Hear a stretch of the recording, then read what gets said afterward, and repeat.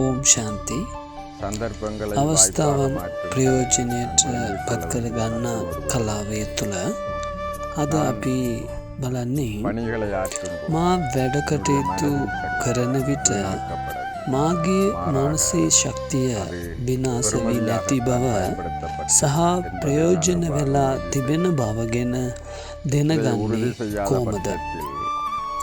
මේ ගැන අවබෝධ වෙලා නැතුව යන විට ගැටලු ගොඩාක් සිදුවෙන්න ඉඩ තිබෙනවා.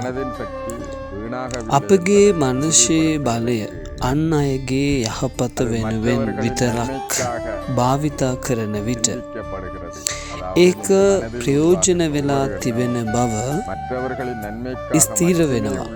එවිට මාගේ මානසික බලය ඉතුරු කරගෙන සහ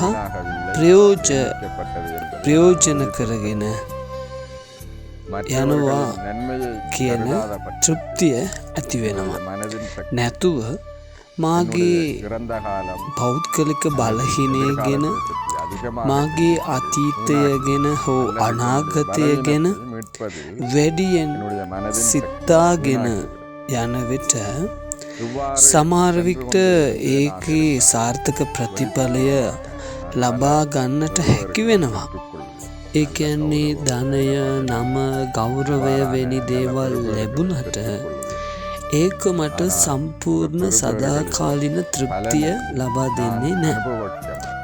අන් අය මාව ප්‍රශංසා කරයි, ගෞරව කරයි. ඒ වුණාට ඒක මට එච්චර සතුට සාමය ලබා දෙන්නේ නැත. ඒක ඉදිරියේදී රැක ගැනීම සඳහා ගොඩක් දුක් වෙන්න ඉඩ තිබෙනවා. වෙනුවට අන් අයගේ යහපත වෙනුවෙන් සිතලා වැඩ කරන විට සාර්ථක ප්‍රතිඵල නොලැබුණාට මානසික තෘප්තිය සහ බලය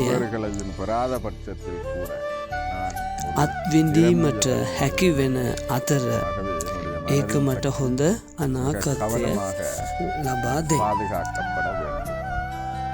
ඕම් ශාන්ති.